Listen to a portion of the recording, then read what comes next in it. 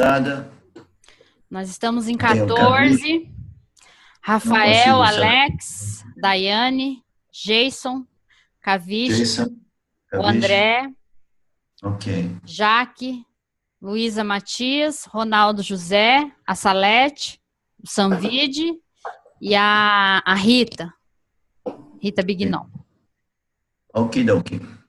Então, tá. Então, o grupo está crescendo, né? Nós vamos começar hoje. Na semana passada, para aqueles que não estavam presentes, nós iniciamos um texto chamado Tattva Bodha, que significa o conhecimento da verdade. É um texto escrito por Shankaracharya, mais ou menos 1.200, 1.250 anos atrás. É um texto de introdução ao Vedanta. A nossa ideia era, depois de ter feito um satsang de introdução, era de entrar nesse texto. De qualquer forma, nós nem sequer entramos no texto, nós estávamos nas páginas de introdução ao texto. E ontem ou hoje, a Wanda me escreveu algumas perguntas através da nossa página do Facebook, e ela já tinha me pedido antes de explicar algumas palavras, alguns conceitos básicos do Vedanta. Então, eu decidi que talvez fosse melhor mesmo explicar essa fotografia que vocês estão vendo, que é simplesmente a fotografia do universo manifesto, como também a fotografia do Jiva. Então, tinha uma pessoa que tinha me perguntado o que era o Jiva. A pessoa talvez não esteja presente, mas para todos presentes, o Jiva, para quem não sabe, né, o Jiva se refere ao indivíduo. Na verdade, o Jiva das escrituras, né, é uma palavra sânscrita, o Jiva se refere a uma criatura com 3 corpos. Uma criatura ou um ser vivo com 3 corpos, um corpo causal, um corpo sutil e um corpo físico. E um jiva humano é um jiva com 3 corpos, exatamente como uma barata, uma formiga ou uma bactéria. Todos esses seres possuem 3 corpos. O corpo causal, e ele se chama causal porque ele causa o corpo sutil e o corpo físico.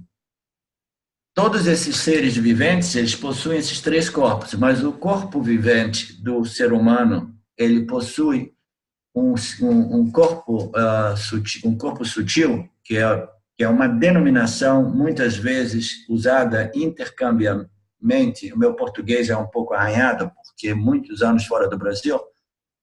Muitas vezes as escrituras se referem à mente, ao corpo sutil, chamando simplesmente mente. Mas, para efeitos didáticos, as escrituras dividem o corpo sutil, às vezes, em 3 centros, e às vezes em 4, às vezes 5 centros. Tá? Nesse chart, o corpo sutil é dividido pela mente, o intelecto e o ego. Vocês veem lá a parte central escrito, eu vou com o meu mouse, né? O corpo Sattva-body, que é o corpo sutil, 3 centros, a mente, o intelecto e o ego. Algumas vezes tem a memória e tem a parte que é o feeler, é aquele que sente as emoções. Às vezes é desmembrada com a mente, emoção, intelecto, ego e memória, sistema de memória.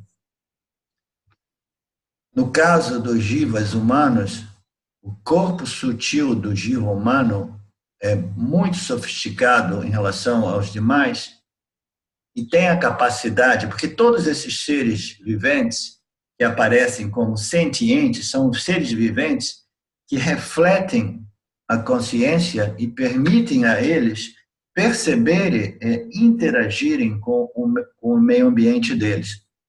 Até mesmo uma bactéria, ela sabe, ela tem a inteligência muito bem programada, desenhada, né, na natureza dela, que ela sabe exatamente como se comportar para efeito de sua preservação e da multiplicação da espécie dela. Então, todos os seres são programados inteligentemente, baseados na procriação e preservação da espécie. No caso do ser humano, nós temos esse corpo sutil desenvolvido de tal modo que não somente nós percebemos o nosso meio ambiente como um gato percebe a formiga, a barata, um mosquito indiano é a coisa mais difícil de matar um mosquito indiano, ele preserva a vida dele, ele aprecia a vida dele, ele vai tentar fugir, vai tentar te enganar, ele vai para um fundo que tem a cor dele, etc. Então, todos os seres vivos, eles percebem e respondem aos estímulos do meio ambiente, mas eles respondem de modo automático, compulsivo, mecânico.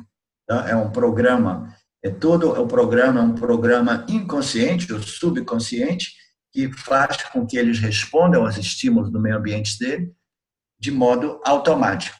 A gente poderia dizer intuitivo, né, na nossa linguagem humana, que a gente fala, eu tive uma intuição e eu corri para a esquerda. Aí teve um acidente à direita.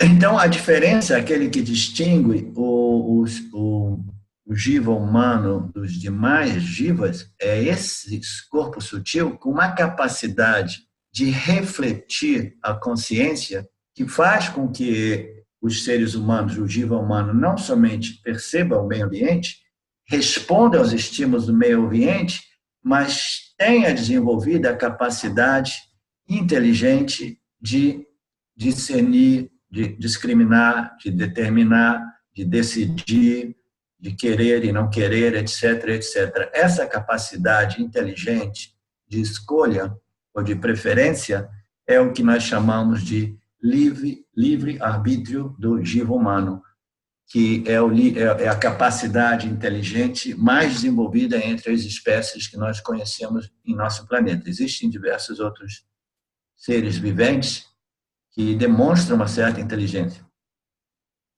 Mas a nossa inteligência é a dádiva, né? É a bênção nossa, e ao mesmo tempo ela representa um problema, porque no responder aos estímulos do meio ambiente, a gente cai num ciclo vicioso de responder sempre segundo os nossos desejos e aversões. E fazendo assim, a gente quebra um sistema muito, muito equilibrado e natural que se chama Dharma, que se chama sistema ético-moral de toda a manifestação.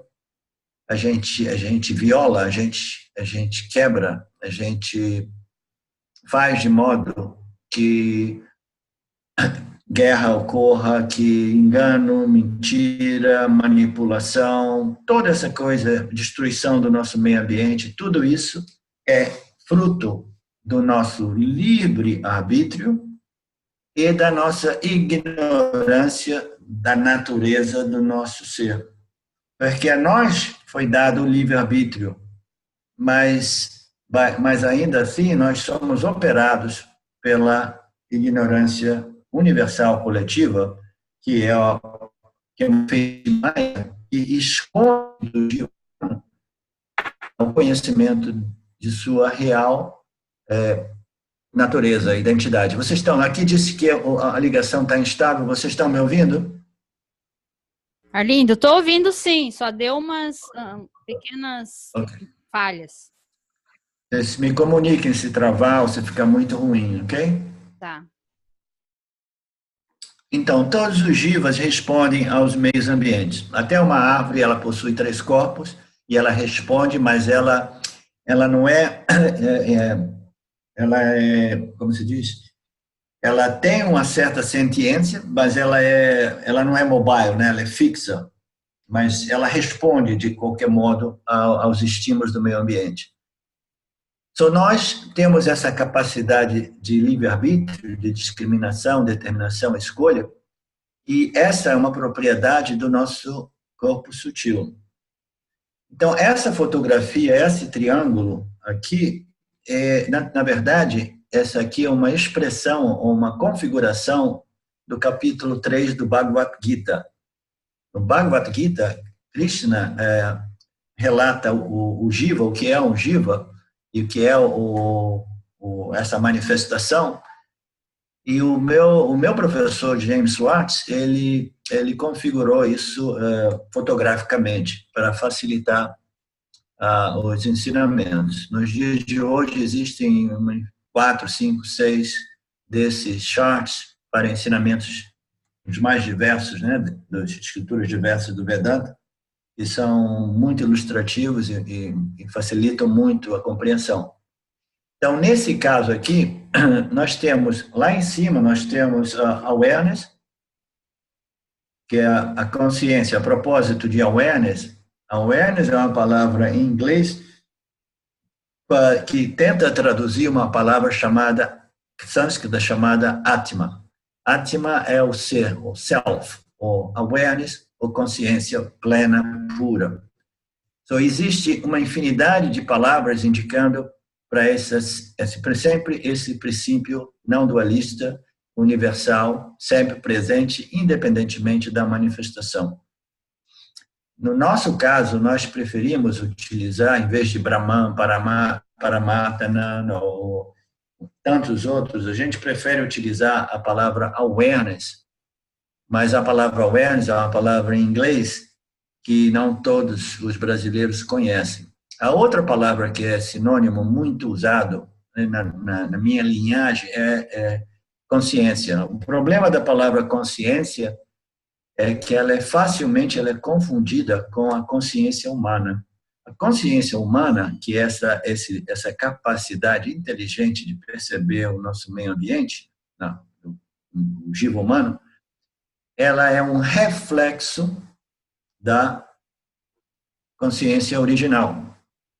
Então, nós temos a consciência universal original e ela reflete num aparato reflectivo, chamado refletor, em português, um aparato refletor chamado corpo sutil. Todas as criaturas têm um corpo sutil. E permite a essas criaturas perceberem, né? A consciência reflete, ilumina o meio ambiente e elas percebem o meio ambiente e respondem aos estímulos do meio ambiente. Então, esse corpo sutil onde é que eu estava indo com isso? Porque de novo eu voltei para o aspecto da reflexão. Isso, você estava falando da consciência universal impessoal. Da consciência universal. Então, a consciência do indivíduo jiva humana é um reflexo sofisticado da consciência original. E a palavra consciência é uma palavra perigosa porque ela é muito facilmente confundida com consciência pessoal, que nada mais é do que a mente do indivíduo, ou consciência individualizada, ou personificada. Então, essa consciência individual não é que é a mente do indivíduo, né? E a mente, de novo, ela muitas vezes nas escrituras, quando a gente fala mente, a gente se refere ao corpo sutil. É a mente, é aquele que sente, é aquele que percebe o estímulo, é aquele que integra os estímulos dos órgãos sensoriais, é aquele que vacila, duvida, que cria emoção e depois transmite isso ao nosso intelecto, que é o aspecto do nosso corpo sutil, com a capacidade, com a propriedade de determinar e tomar uma decisão. E essa decisão ela é emotivamente passada ao ego, e o ego é aquele que se sente o possuidor daquela decisão e o possuidor daquela ação, né? O autor daquela ação. É o senso de doership e de ownership, de propriedade, né? De ser o fazedor, o executor das ações e o originador das ações. Então, nós utilizamos muito mais frequentemente a palavra awareness para evitar essa confusão que é a palavra consciência, porque todo mundo, principalmente na ciência, no mundo da ciência, quase todo mundo se refere à consciência de modo como sinônimo de mente, entendeu? Porque a consciência, no mundo espiritual, principalmente, tem mais consciência, menos consciente, tudo aquilo é em referência à mente, porque a consciência ela não é nem mais nem menos, ela não se expande ou não se contrai, ela é sempre presente, ela é o substrato de tudo. entendeu? É aquilo que reflete nesse aparato chamado corpo sutil, e dependendo das propriedades, dependendo da qualidade desse corpo sutil, dessa mente, ela vai responder ao meio ambiente de modo mais preciso, inteligente, mais claro, mais elegante, ou não, dependendo da qualidade da mente. Isso é um outro discurso que a gente pode fazer aqui em relação à mente, que é composta das 3 energias, que é Sattva, Rajas e Tamas, que você vê, elas aparecem aqui no corpo causal.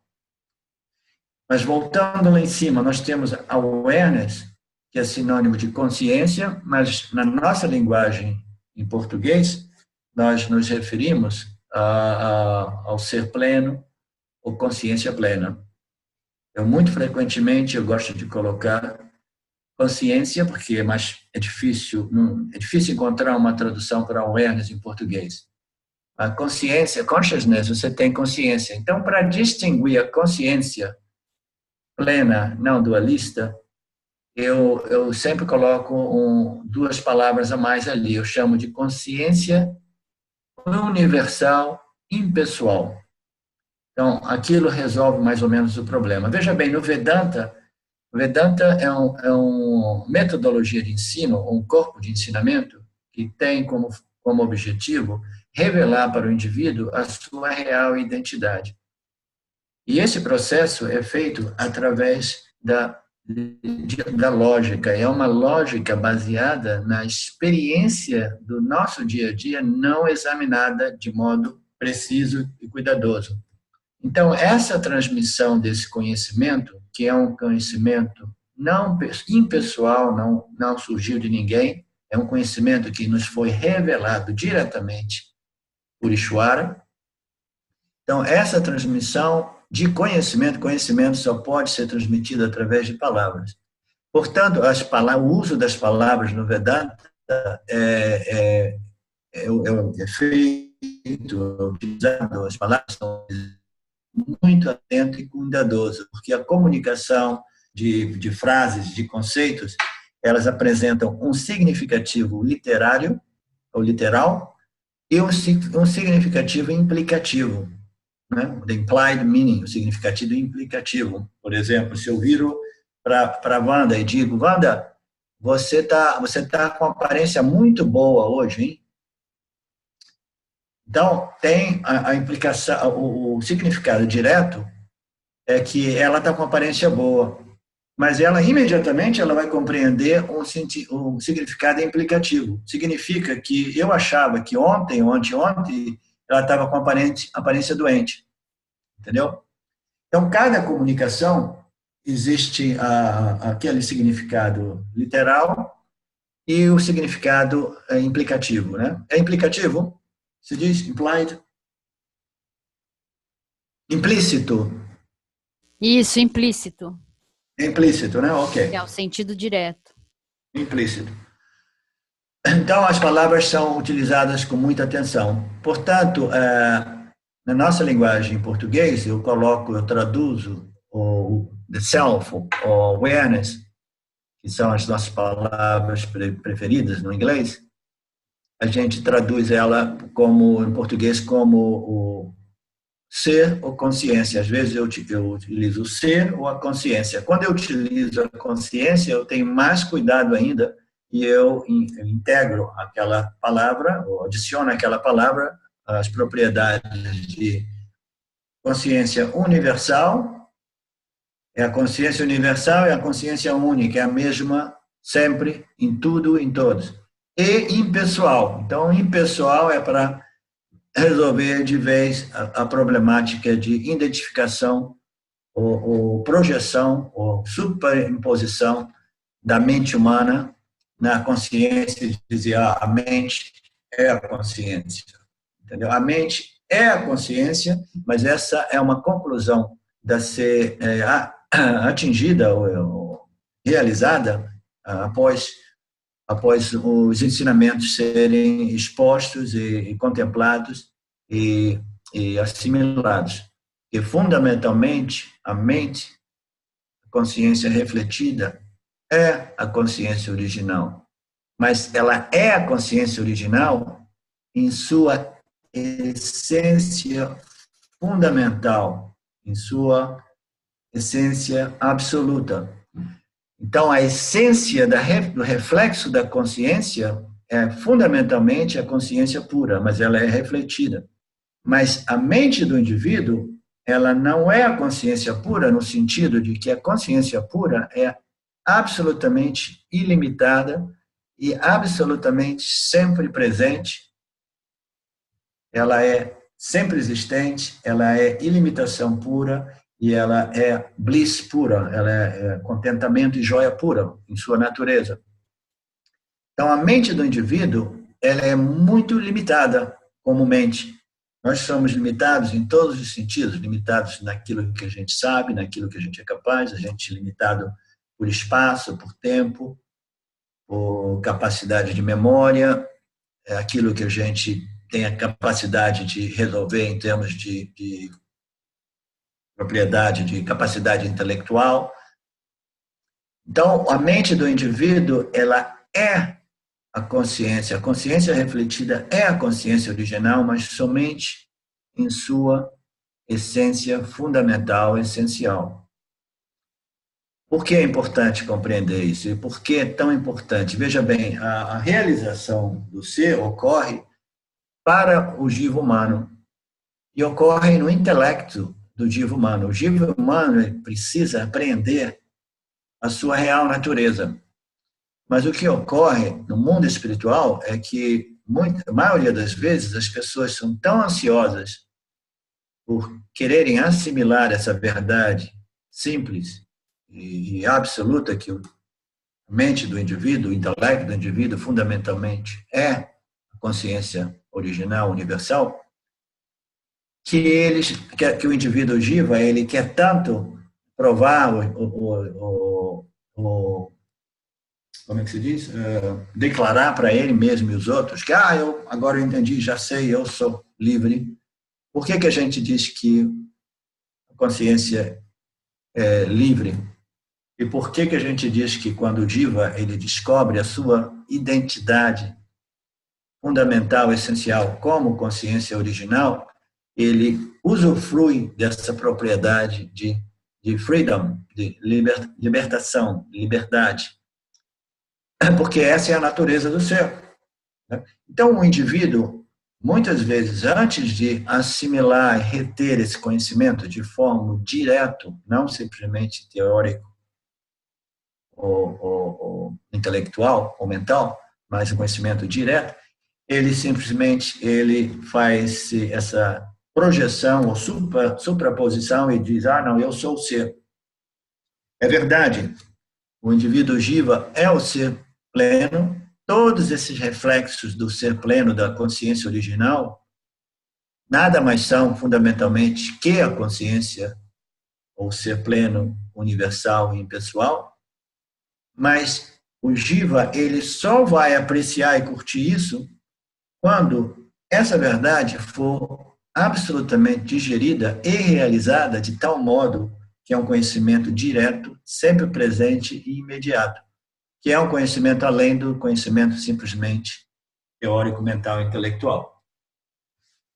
Então, é muito importante a gente tomar cuidado com as palavras e distinguir isso, e o trabalho do investigador, veja bem, quando nós chegamos ao Vedanta, nós não estamos mais buscando. Os buscadores fazem parte do mundo espiritual, no qual as pessoas estão buscando por alguma coisa, e quase sempre elas estão buscando por uma experiência de satisfação, uma experiência espiritual que lhes dê muita satisfação, quase sempre relacionada a silêncio, paz, tranquilidade, amor, experiências as mais diversas, né?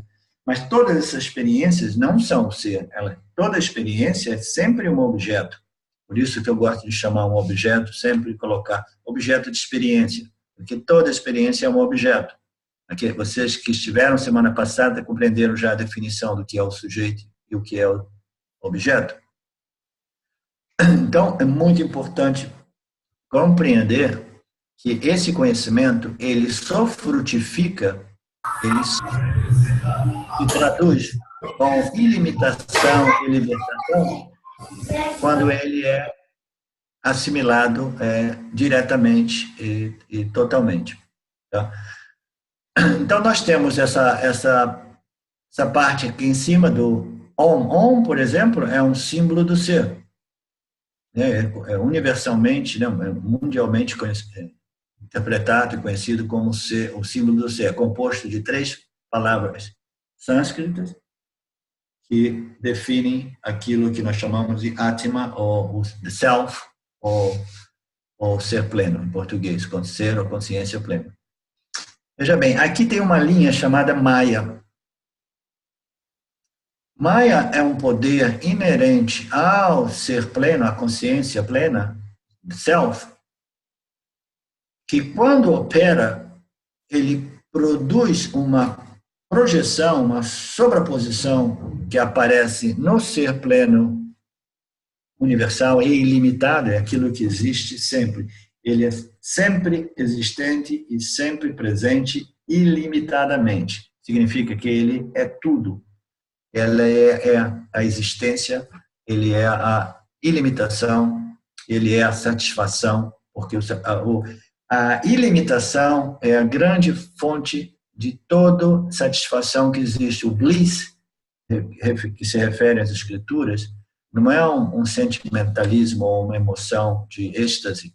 O bliss é um senso inerte ou inerente ao indivíduo realizado, que é uma propriedade do ser, consciência ilimitada, impessoal e universal, que é derivado da propriedade ou da qualidade do ser, chamada Ananta. Ananta é ilimitação.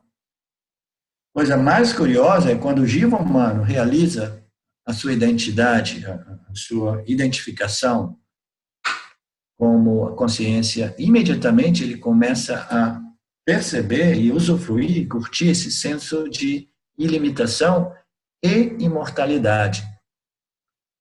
O jiva realizado é chamado, na nossa linguagem, o jiva mukta. O jiva mukta, ele é além da morte, é aquele que realizou a sua real identidade enquanto no corpo. Essa é a definição literal. Esse jiva mukta, ele usufrui e curte e aprecia essa qualidade chamada ilimitação, que cria esse senso de imortalidade. Aquilo que eu sou nunca nasceu e jamais irá morrer. É aquilo que é eternamente presente. Então, isso para dizer que esse Om que aparece aqui em cima, veja bem, ele aparece aqui no corpo sutil e ele também deveria aparecer aqui no corpo físico. Porque o ser pleno, a consciência plena universal, quando Maya opera, ela produz essa projeção, que é a analogia mais precisa dessa ocorrência, utilizada nas escrituras, é a miragem. A miragem é uma projeção, é uma ilusão óptica, é uma sobreposição na areia do deserto. A gente vê até nos asfaltos do Brasil, às vezes, quando tem verão. É uma ilusão óptica que faz com que a gente veja um reflexo apare como um lago, como a água, H2O. Então, essa projeção é uma projeção, similarmente, analogicamente dizendo, tal qual a projeção de uma miragem. Então, essa miragem é devida a esse poder chamado Maya. Dentro dessa manifestação, nós temos os 3 corpos, não somente do indivíduo, como também de toda a manifestação macrocósmica do universo. Então, esse posto aqui se refere à fotografia do universo, visto da um macrocósmico ponto de vista, e se refere ao microcósmico visto da um cósmico ponto de vista, do ponto de vista do Jiva, que é o indivíduo. Então, do ponto de vista do indivíduo, cada indivíduo possui 3 corpos: o corpo causal, o corpo sutil e o corpo físico. Do ponto de vista de toda a criação possui um corpo causal, que é a mente universal, coletiva, inconsciente de toda a criação, ou em outras palavras, é a semente de toda a criação, ou ainda em outras palavras, é a inteligência e é o conhecimento de toda a criação em forma semente. Aqui tudo existe em forma potencial, em forma semente. Causal é o aspecto da manifestação extremamente sutil. A manifestação a nível sutil, corpo sutil do universo, ou no microcosmo do Jiva, ela é muito sutil, porque ela já não aparece aos nossos órgãos sensoriais como manifestação física material. Mas a gente sabe que existem diversos objetos no mundo mental, emocional. Memória são objetos, emoções, pensamentos, noções profundas, discriminações intelectuais. Tudo isso são objetos, porque existe um princípio que é o princípio que está percebendo e testemunhando, né, e experienciando tais objetos sutis. Então, aqui nós temos, na manifestação material do universo, nós temos todos os corpos materiais, que nós chamamos de objetos densos, ou gross objects. Objetos grossos ou objetos densos. Então, é muito fácil para a gente compreender que isso é um objeto, por exemplo, né? Um speaker, um alto-falante pequenininho. Então, isso aqui é um objeto, né? Então, a minha mão é um objeto. A minha mão é um objeto para mim, né? Eu vejo que a minha mão, se aparece para mim, por dedução lógica, eu não sou essa mão. Eu posso até concordar que essa mão é uma extensão daquilo que eu sou, é uma parte daquilo que eu sou, como indivíduo Jiva, mas essa mão é um objeto. Então, essa mão aparecendo para vocês é um objeto. O corpo, meu corpo do Arlindo Nagar aparecendo para vocês é um objeto, porque é alguma coisa outra que vocês, né? O meu corpo inteiro é um objeto aparecendo para mim. Aí é que a coisa começa a ficar mais sutil. Porque no momento que a gente diz o meu cabelo é um objeto que aparece para mim, porque eu não sou o meu cabelo, a minha unha é um objeto, porque eu posso não ter a unha, eu permaneço. Eu posso perder um braço, mas eu ainda permaneço, porque um braço é um objeto aparecendo para mim. Mas quando a gente começa a dizer que o meu corpo físico é um objeto aparecendo para mim, aí a gente está entrando num campo de redefinição daquilo que nós definimos como a minha existência. Aquilo que eu sou, o meu ser, o que eu sou, né? Eu sou esse corpo físico, ou eu sou esse princípio, mente, intelecto, que percebe o corpo físico, né? Então, o corpo físico, ele aparece como objeto do ponto de vista da perspectiva da mente e do intelecto, né? O corpo sutil, ele testemunha, experiencia e percebe o corpo físico. Então, no mundo espiritual é fácil as pessoas chegarem a essa compreensão de que elas não são o corpo denso, o corpo físico. Então, ela é uma redefinição daquilo que nós somos. Eu não sou esse corpo aparente, corpo denso, mas eu sou a mente que percebe. Então, o que ocorre é uma desidentificação até um certo grau, é uma certa extensão de desidentificação com o corpo físico na medida que o jiva espiritual começa a se identificar com a mente. Então, como essa identificação com a mente, ele se torna mais interessado em outros objetos de experiências no mundo do universo sutil. Ele é interessado em certas emoções, em certas experiências de silêncio, de paz, ele é interessado em amor, ele é interessado em conhecimento, em experiências místicas, aquilo que seja, outros objetos sutis. Ele está identificado, ele perdeu, de modo geral, o fascínio com os objetos do mundo físico-material e ele está mais interessado em desenvolvimento de virtude, conhecimento e experiências místicas, espirituais, etc, etc.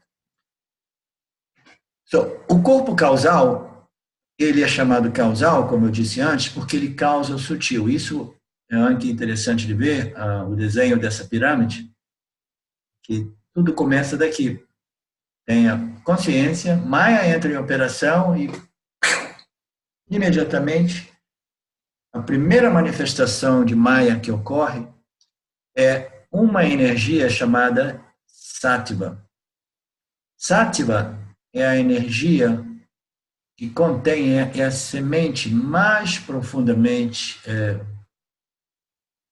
essencial, essência, é o conhecimento, a inteligência de todo esse universo. Então, essa projeção ocorre como a semente. Existem algumas escrituras ou textos de outras estruturas religiosas, né? O Vedanta não é uma religião, a propósito, de estruturas religiosas que dizem que no início existia simplesmente a palavra, o verbo, a energia, etc. Essa energia, Sattva, é a primeira modificação daquilo que é absolutamente um sem o outro, que é awareness, consciência universal, ou ser universal, impessoal, pleno, não dualista. No momento que Maya opera, alguma coisa ocorre dentro de awareness que produz essa primeira aspecto da dualidade, que é a consciência plena universal e uma primeira energia chamada Sattva, que é a palavra, o verbo, primeira energia, ou conhecimento. É uma energia muito, muito, muito compactada, como na árvore. Tem uma analogia comum nas escrituras, a árvore chamada mustard tree, de mostarda. A semente da mostarda é uma semente minúscula, minúscula, minúscula, mas a árvore é imensa, enorme. Então, essa semente, como todas as sementes, ela possui a inteligência, o conhecimento de toda a árvore. Ela é capaz de desenvolver essa árvore, né? Durante o período de tempo necessário. Ela sabe como constituir, como desenvolver e como fazer a manutenção dessa árvore, algumas vezes por centenas de anos. Então, essa semente, ela contém a árvore, essa árvore gigantesca, mas ainda assim, se você partir a semente, ou ralar a semente, ou fizer alguma coisa para procurar a árvore não existe. A árvore existe na semente, mas não existe. Ela existe, semente, como potência. O que existe na semente é o conhecimento e a inteligência de toda a manifestação da semente de mostarda. Do mesmo modo, em Sattva, a energia chamada Sattva, ela contém o conhecimento e a inteligência que projeta todo esse universo manifesto. Junto com Sattva, aparece uma segunda energia chamada Rajas. Rajas é uma energia que tem a capacidade de projetar e de criar. Sattva é a energia com a capacidade de conhecimento, de clareza, de inteligência. Tudo que precisa ser conhecido e sabido contém ali. Mas nós podemos ter uma um conhecimento incrível de determinada coisa e a gente quer utilizar o conhecimento para produzir, manifestar algum objeto, né? Causa e efeito, causar alguma coisa que seja fruto desse conhecimento, mas o conhecimento sozinho não basta. A gente precisa de uma segunda energia chamada rajas. Raja é aquela energia criativa, que produz, é aquela energia que faz com que nós tenhamos esses insights, essas compreensões profundas, e essas compreensões elas possam ser manifestadas, demonstradas na vida através da nossa ação, da nossa prática.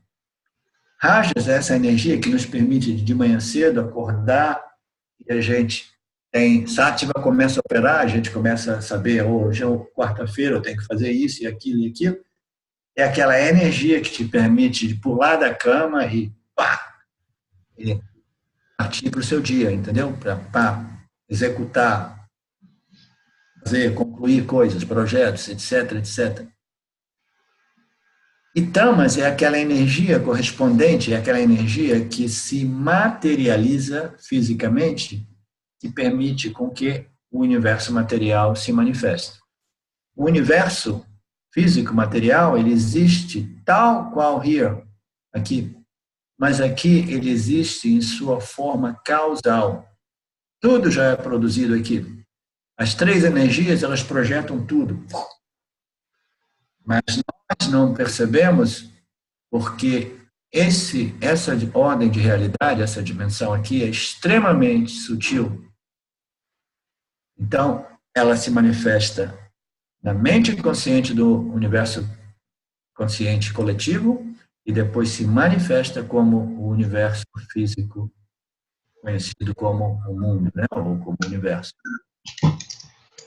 Então, essas três energias, um outro modo de explicar essas três energias é utilizado com a metáfora, ou analogia do copo de barro. Para você produzir um copo de barro ou uma jarra de barro, você precisa da inteligência, da capacidade, o talento, né? Inteligência, o talento e o conhecimento. A inteligência e o conhecimento e a ideia, não, eu vou fazer uma jarra hoje ainda mais diferente, mais bonita, mais prática, mais atraente. Então, essa inteligência criativa, conhecimento, né? Contemplativo, etc., essa criatividade é parte do Sattva. Mas para a gente construir essa jarra de barro, que vai ser um sucesso absoluto, a gente não basta visualizá-la em nossa mente, construí-la, compreendê-la, defini-la, saber como executá-la, etc. A gente precisa de uma outra energia, chamada Rajas, que permita a gente de levantar da cama ou levantar da nossa poltrona e diz, agora eu vou lá criar essa jarra de barro, vou criar esse copo de barro. Então, Rajas é essa energia que faz acontecer as coisas, que vai e executa aquilo que é conhecimento, inteligência e criatividade pura. Rajas é aquilo que faz manifestar essa inteligência de Satya. E Tamas é o aspecto, é um outro tipo de energia. Tudo isso é uma grossificação. Sattva, uma parte de Sattva grossifica como Rajas e se transforma em Tamas. Tamas é o aspecto que se materializa fisicamente. Do mesmo modo, para a gente construir essa jarra de barro, a gente precisa da energia, do conhecimento, da inteligência e a gente precisa da matéria-prima.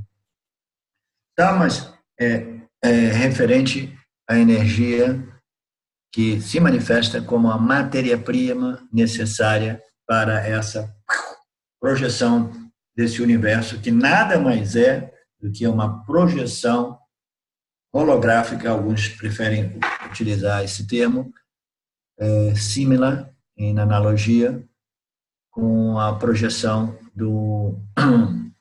da miragem no deserto.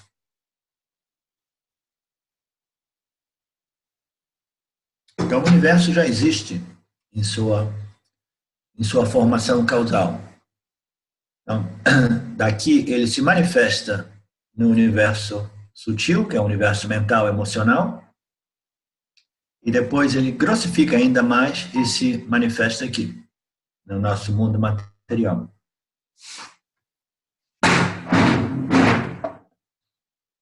Então, todos os jivas, o micro tal qual o macro, né? Existe uma expressão em inglês assim. Na nossa realidade microcósmica, nós temos esses 3 corpos do jiva. O jiva tem o seu corpo causal, o seu corpo sutil e o seu corpo físico. O corpo físico e o corpo sutil, eles nos permitem de contatar o mundo material do nosso meio ambiente, e aqui esse gráfico ilustra, que é uma síntese do capítulo 3 do Bhagavad Gita. Nós temos os órgãos sensoriais, os instrumentos sensoriais físicos do jiva, né? Que são os olhos, o olfato, o palato, o tato e a audição. Então, nós necessitamos do corpo físico com esses instrumentos sensoriais físicos em funcionamento, de modo a estabelecer um bom relacionamento com o mundo dos objetos físicos. Tá? Então, os nossos 5 órgãos sensoriais, eles conectam com o mundo dos objetos físicos, permitem ao nosso corpo sutil integrar esse estímulo dessas experiências sensoriais de modo integrado. Veja bem, se toda vez que nós contatássemos um objeto, a gente tivesse aqui, primeiramente, experienciar a parte auditiva, a parte olfativa, a parte visual, a gente ficaria confuso, porque são 5 experiências. Não, a mente, ela tem a capacidade, isso é a propriedade mais importante da mente, é a propriedade de integrar esses órgãos sensoriais numa única experiência singular. Então, quando a gente faz o contato com um objeto de experiência, imediatamente a mente integra. Isso é uma das funções do nosso corpo sutil. Uma outra função da mente é questionar.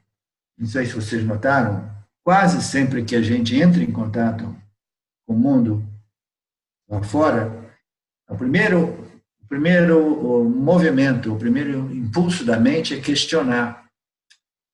Será que esse cara é credível? Ou será que eu vou gostar disso? Essa pessoa, será que é confiável? Será que esse chuchu é de qualidade? Será isso ou será aquilo? Né?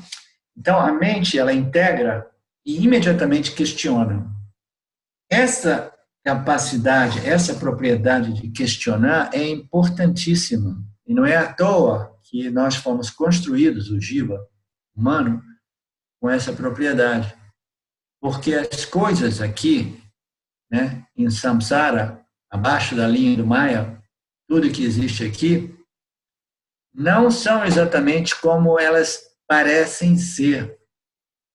Maya faz com que as coisas fiquem revertidas, e a gente não vai entrar muito a fundo nesse momento, nesse tópico, mas as coisas aqui são mais ou menos como se a gente vivesse numa condição parecida com a penumbra. É tudo meio escuro, tem um pouco de luz, mas tem um pouco de escuridão. E a gente é sempre ali tentando compreender, questionando para ver se a gente compreende o que está ocorrendo.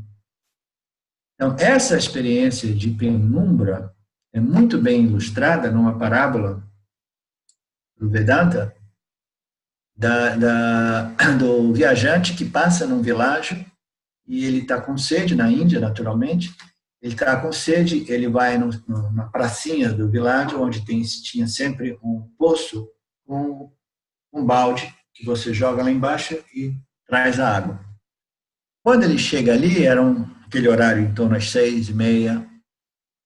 Então, a noite não se estabeleceu completamente, mas o dia ainda não existe mais, tem um pouco de luz, um pouco de escuridão. Isso é simbólico.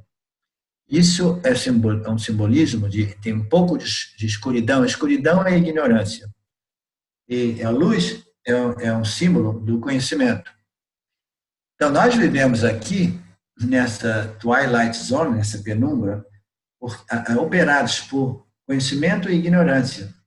Do mesmo modo que o viajante chegou ali, existia escuridão e um pouquinho de luz, e ele imediatamente ele viu uma cobra onde tinha um balde. Ele queria pegar água, mas ali tinha a corda, e a corda era toda ela enroscada assim, e ela aparecia, naquela condição de penumbra, apareceu para o viajante como uma cobra. Ele projetou a existência da cobra na corda. Então, isso é um símbolo daquilo que ocorre em Maya. O que Maya é também muito bem definido como aquela inteligência linda, maravilhosa e ignorância. Maya produz dualidade naquilo que é o ser pleno, universal, não dualista, um sem o outro. Ela projeta esse universo aparente, secundário, tal qual uma miragem, onde tudo existe em dualidade. Então, Maya tem essa capacidade.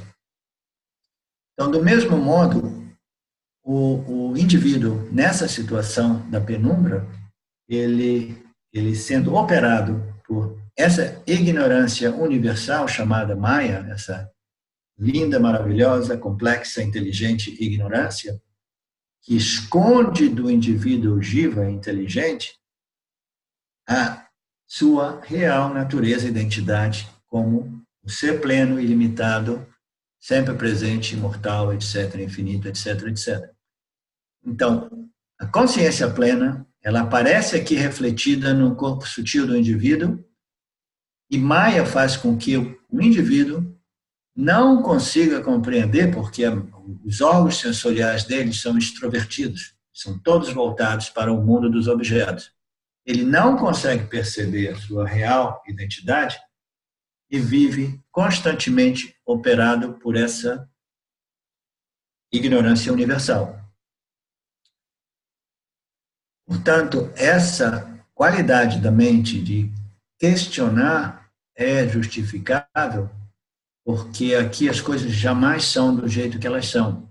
A gente não pode nunca ter certeza de nada.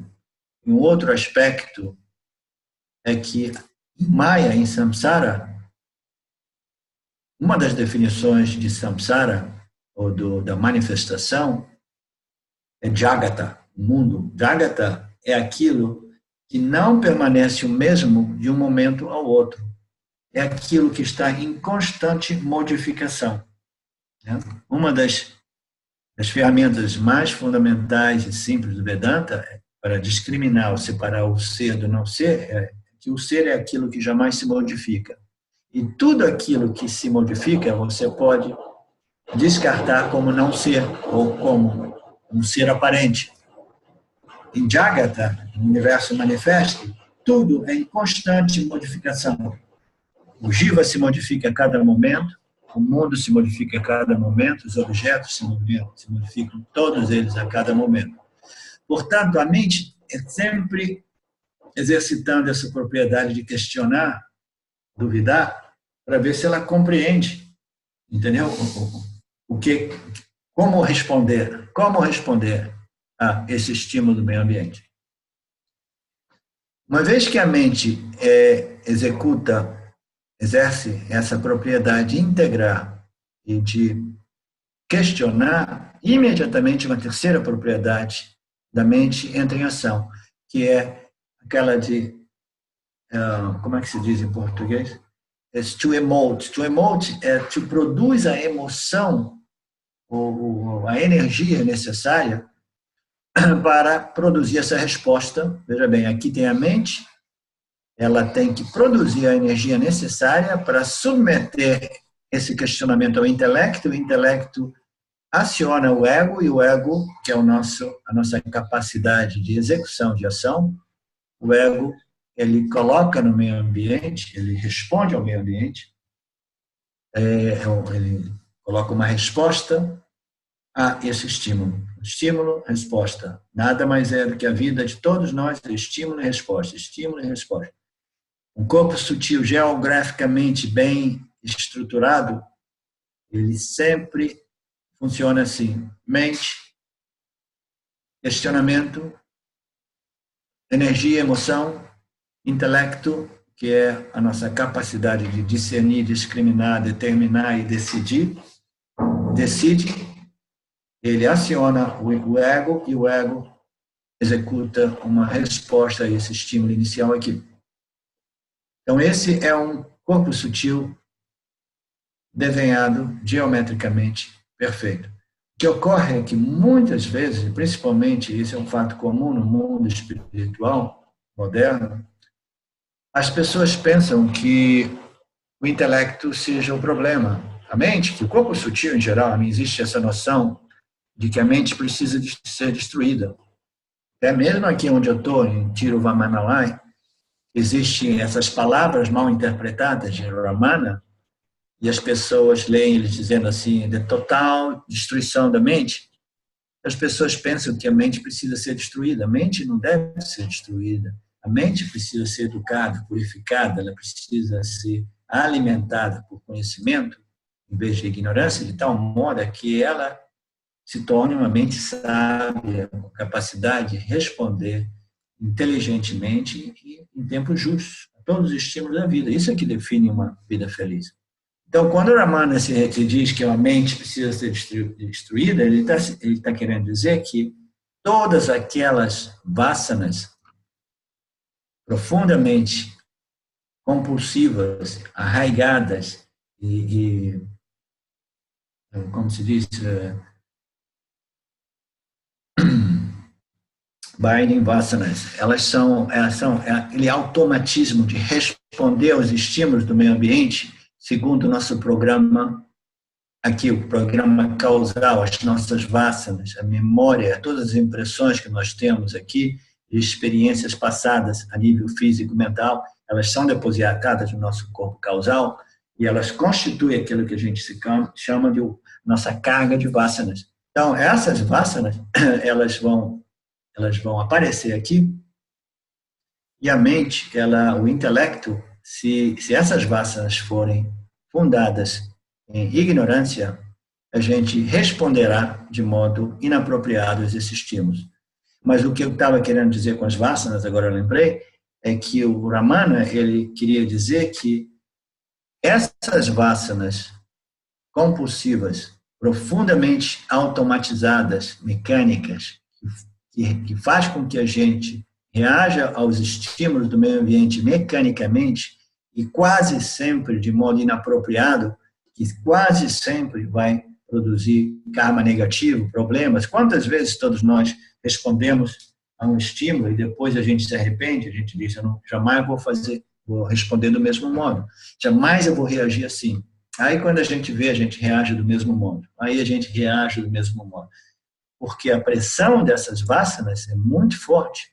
Essas são vasanas que elas aparecem toda vez que um estímulo semelhante, um estímulo ocorre, uma vasana correspondente a esse tipo de estímulo aqui, ela aparece na mente consciente do indivíduo e pressiona ele a agir segundo essa impressão, essa informação que já é bem depositada nesse corpo causal.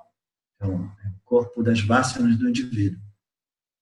Então, o Ramana, quando ele diz a destruição da mente, ele se refere à destruição dessas vasanas que são baseadas na ignorância do ser, essas vasanas que são arraigadas, que são compulsivamente repetitivas, e elas não são de benefício ao desenvolvimento espiritual do indivíduo, não são de benefício ao meio ambiente, não são de benefício aos outros e não são nem de benefício ao indivíduo jiva que coloca essas ações baseadas nessa vasana, e quase sempre a gente se arrepende. Oh my God, de novo. Fiz a mesma coisa, não deveria ter feito, não queria ter feito, etc, etc.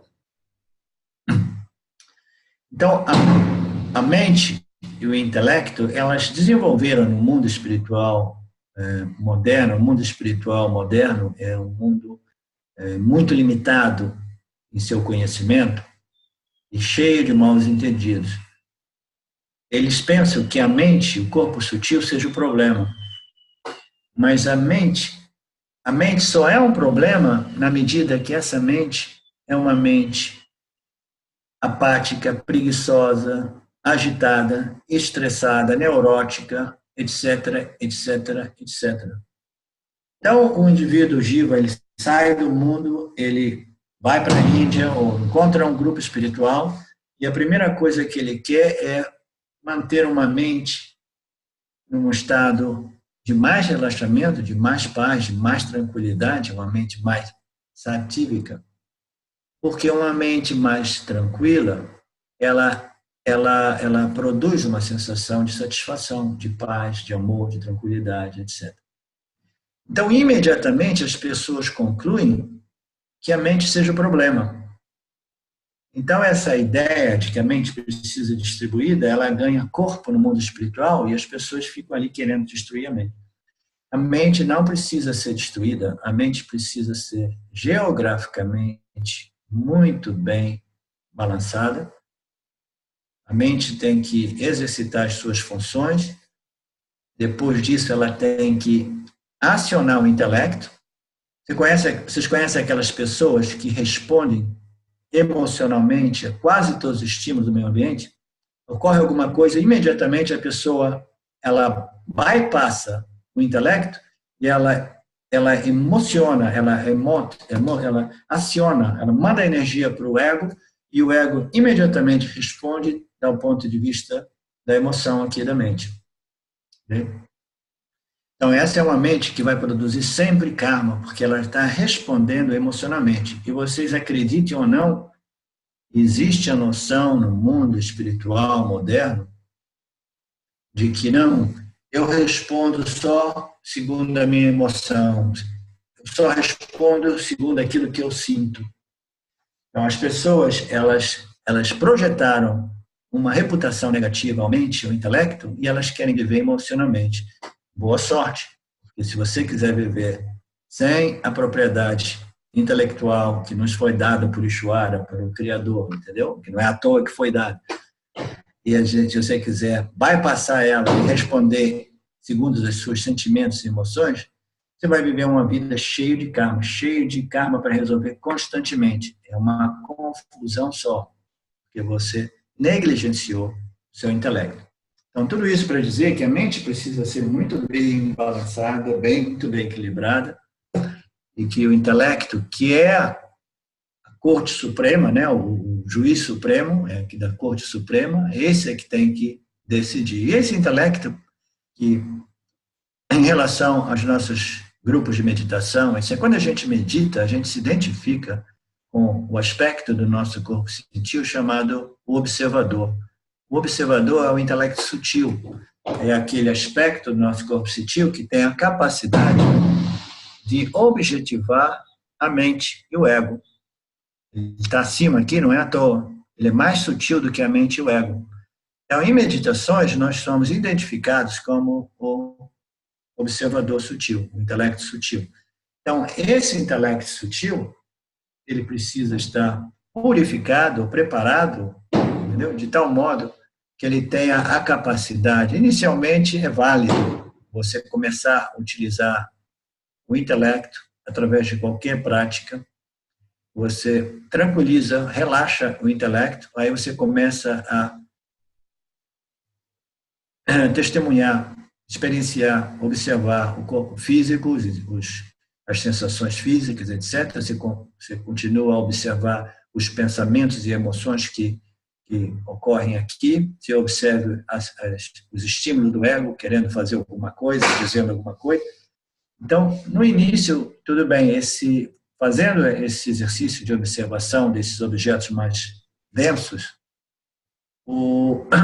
a mente do indivíduo vai se relaxando, vai se desidentificando com esses objetos. Mas, fundamentalmente, quando essa mente aqui é mais sutilizada, ela precisa fazer aquilo que, nas escrituras, nós chamamos de self-inquiry. Self-inquiry é a autoinvestigação. Ela é uma mente introspectiva, altamente contemplativa, ela não tem mais interesse em ficar observando os pensamentos, as emoções, o ego, as sensações do corpo físico, os barulhos aqui fora. É um intelecto introspectivo, contemplativo, que começa a contemplar a origem da mente, ou a natureza da mente como consciência, ser pleno, universal, impessoal, infinito, ilimitado. Então, no início, tudo bem fazer essas meditações, relaxa a mente um pouquinho, mas essas meditações, elas só começam a frutificar na medida que você começa a contemplar a natureza real do ser.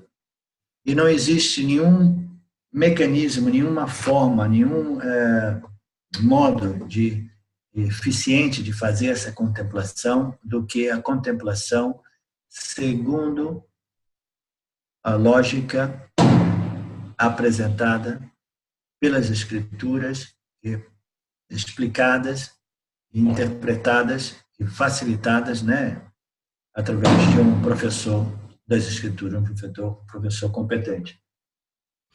Arlindo. A mente tem essa reputação, mas Arlindo, a mente não só um é mais minuto. importante. Já foi mais de 1 hora. Você quer seguir ou você quer abrir para pergunta? Já passaram 1 hora, incrível, né? Mais de 1 hora já.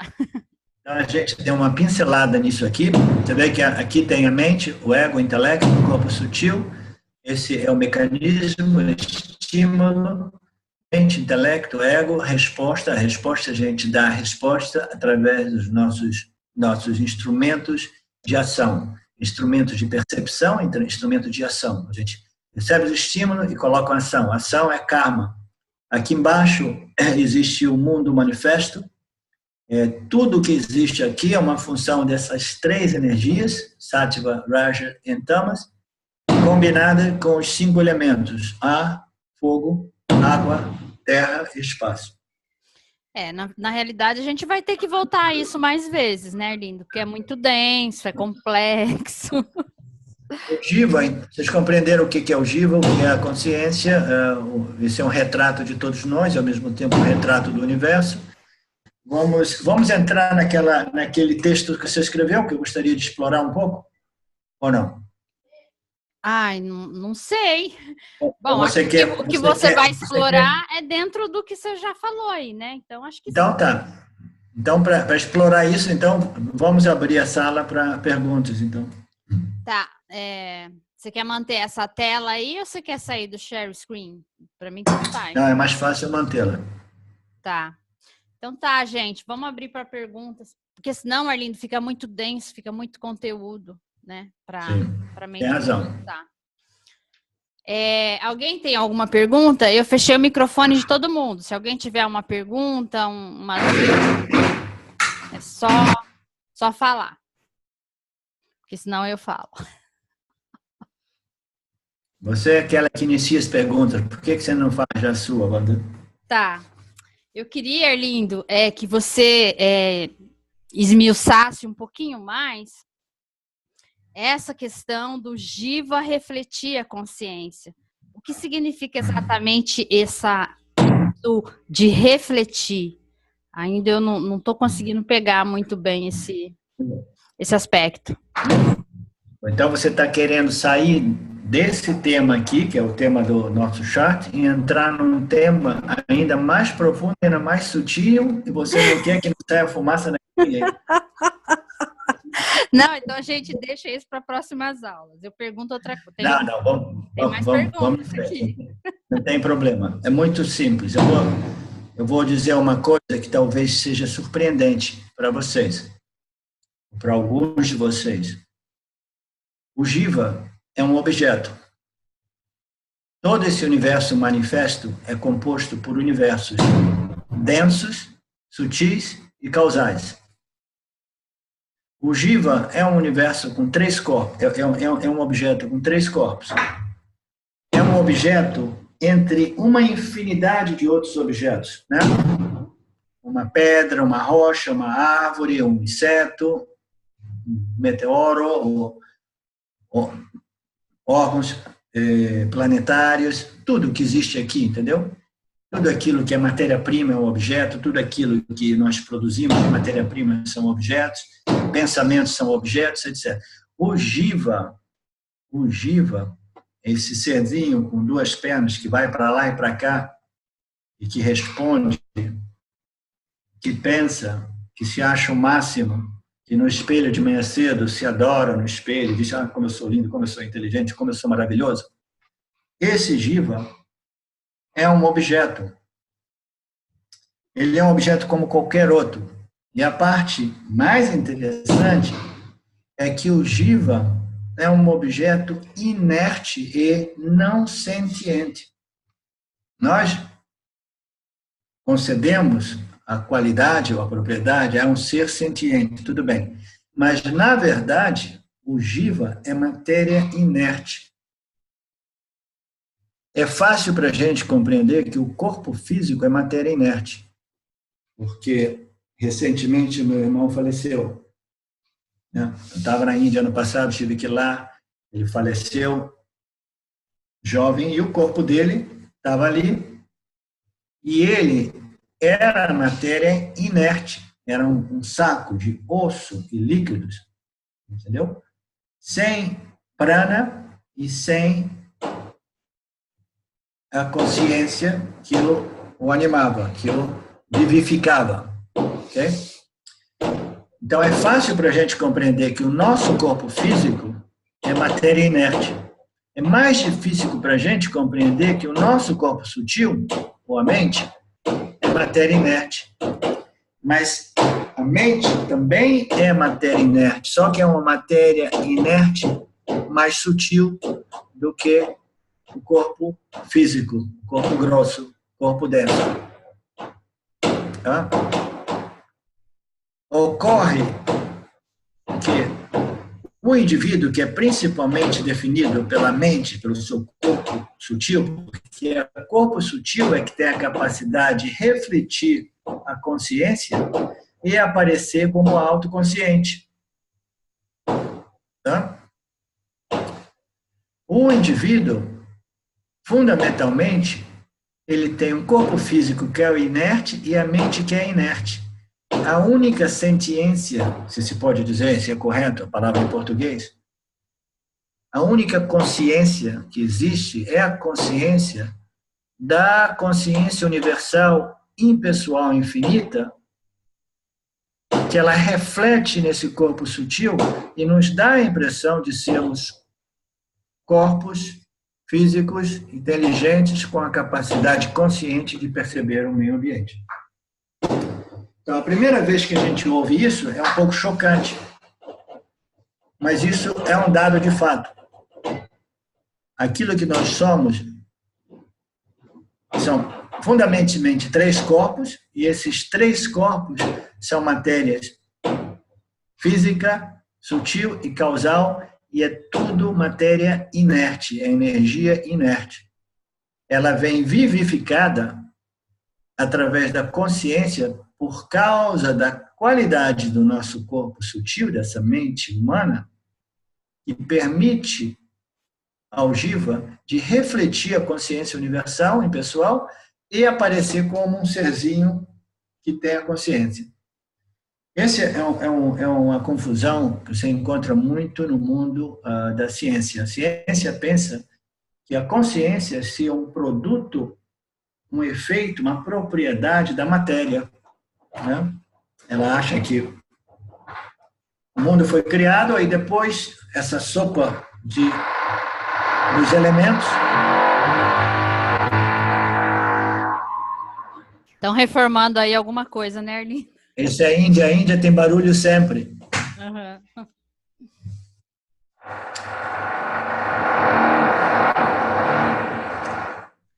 Então, a ciência, ela cai nessa. Ela pensa que a consciência é um produto, parte ou propriedade da matéria. Mas o que ocorre é o oposto. A matéria é um produto da consciência. Veja bem que aqui tudo é do mais sutil grossificando, grossificando até manifestar como universo material. Tá? Então, como a gente observa o corpo, né? Esses exemplos que você deu na aula, é fácil a gente se desidentificando do corpo, vendo o corpo como objeto. Mas como que justamente está observando o corpo e dizendo que ele é um objeto, é justamente esse corpo sutil através da mente, é que fica difícil se desidentificar da mente, né? Que aí a gente pensa que é a mente, e aí você não vê outra coisa que está observando além dela, né? Eu vou te explicar exatamente como ocorre, já que você gosta desses assuntos mais profundos. O corpo sutil, ele tem essa capacidade reflexiva. Nas escrituras, ele é referido como um aparato refletor, entendeu? Uma matéria refletora, que reflete. Ele reflete a consciência, ele cria essa sensação de ser consciente e cria essa confusão, essa sobreposição, essa projeção da mente individual no ser como ser. Eu penso assim, não, a consciência universal é a mente do indivíduo. Então, o Jiva, quando ele percebe, quando ele amadurece o suficiente, ele perde o interesse de buscar experiências de prazer, de paz, de bliss, de silêncio, de amor, de expansão, qualquer que seja o objeto que ele está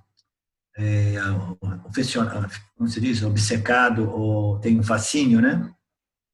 Quando ele começa a querer objetivar a consciência, ele compreende assim, não, aquilo que eu sou é a consciência. Eu ouvi dizer que a mente não é a consciência, a mente é feita de consciência, mas a mente é simplesmente um reflexo da consciência.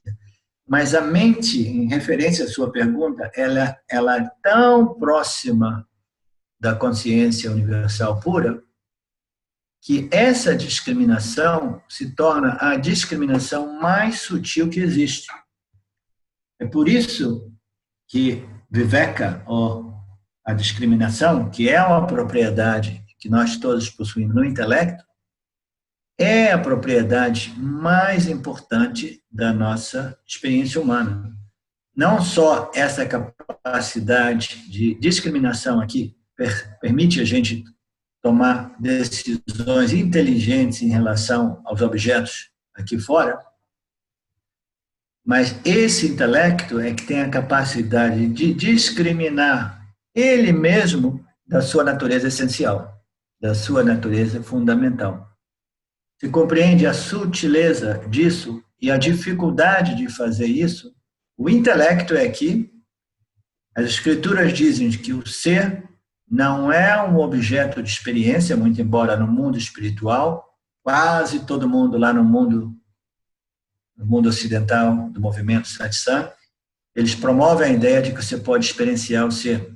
E as escrituras são unânimes, são taxativas, dizer, o ser, ou a consciência universal, não é um objeto, porque quem é que pode objetivar a experiência? É o intelecto. O ser universal não é um objeto de conhecimento e não é um objeto de experiência. Ainda assim, o intelecto está aqui, e o intelecto é o único instrumento que a gente tem para tentar discriminar e realizar a sua real natureza como ser pleno. Então, o modo que isso ocorre é muito simples. E a tendência do intelecto, mesmo depois de muita sutilização, de muita preparação e amadurecimento, a tendência do intelecto é sempre aquela de extroverter e objetivar, projetar o ser, a consciência pura, como alguma coisa outra que ele mesmo, diferente dele mesmo. Quando essa busca é muito sutil, o intelecto ele está quase compreendendo que ele, fundamentalmente, é a consciência universal impessoal. Que, na verdade, existe só uma consciência e só essa consciência é realmente sentiente. Ela empresta a sentiência a todos nós, a todos os corpos que refletem ela mesma. Então, o intelecto aqui, ele começa a perceber a proximidade, ele quer realizar ele já sabe que fundamentalmente a sua essência é a mesma que a consciência, o ser universal, não dualista, mas ainda assim ele tende a projetar o ser como alguma coisa fora dele mesmo, que ele tenha que contatar e compreender, e conhecer e manter, ter. Você compreende a dificuldade? O modo que essa compreensão ocorre é quando esse intelecto ele é tão satírico, ele é tão contemplativo, e ele, nessa busca de compreender a sua fonte, a sua essência, no momento em que Sattva, essa energia Sattva Guna, é tão predominante, ele vê claramente o reflexo do ser em seu próprio intelecto, e naquele momento ele compreende que, agora me toquei, a ficha caiu. Eu vi claramente, eu percebi claramente que eu sou a consciência universal. A consciência universal, ela precisa ser refletida no intelecto talmente sutilizado que ele compreende e tem essa visão clara, percepção clara, compreensão clara de que só existe a consciência, e a consciência que reflete no intelecto, ela produz um fenômeno que a gente chama de jiva. O jiva é o reflexo da consciência no intelecto, na verdade. O jiva não é o intelecto, o jiva não é a mente, o jiva não é o ego, o jiva não é o corpo sutil, o jiva é o reflexo da consciência.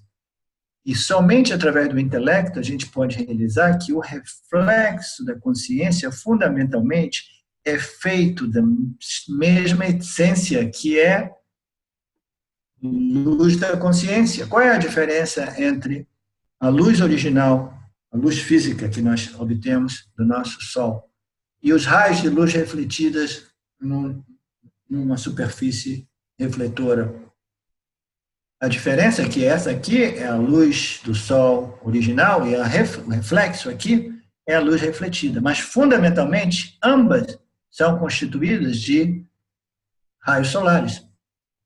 Fundamentalmente, o Jiva é a consciência, é a luz da consciência refletida, mas, fundamentalmente, a luz refletida é sinônimo, é essencialmente a mesma. Então, esse é um fenômeno que ocorre quando o intelecto está contemplando a sua natureza, e esse resultado, essa frutificação desse conhecimento firme, sempre presente, é muito, muito, muito amplamente facilitado quando você possui uma metodologia de ensino que vai provando da ângulos mais diversos de vista, através de uma lógica baseada na experiência do Jiva não examinada no seu dia a dia, porque a mente do Jiva é extrovertida, através da lógica das escrituras, o indivíduo vai começando a ver sempre mais claramente, a minha experiência, eu estou de acordo, ela prova para mim que, na verdade, eu sou o ser. E esses insights, essas pequenas fichas que vão caindo, essas pequenas compreensões, na medida que a gente vai assimilando, né, refletindo, aplicando no dia a dia, assimilando esses pedacinhos desses conhecimentos que as escrituras oferecem, elas vão constituindo essa convicção, essa certeza de que eu sou o ser, até que um dia essa certeza é livre de qualquer sombra de dúvida, é convicção pura. Você tem tanta certeza de que você é fundamentalmente a consciência, tanto quanto você tem certeza de que você não é um ser humano e não um gato, por exemplo. Você entendeu o processo? A mente, o intelecto precisa ser altamente purificado. Essa discriminação entre a mente, separação da mente do ser, ela precisa ser feita através do intelecto, e é a discriminação mais sutil que existe. Entendeu? Você separar o ser de uma experiência abaixo do intelecto, como, por exemplo, O silêncio é um bom símbolo do ser. Quase todo mundo gosta do silêncio. O silêncio físico e o silêncio mental, emocional. Todo mundo gosta do silêncio, mas o silêncio é um objeto denso aqui.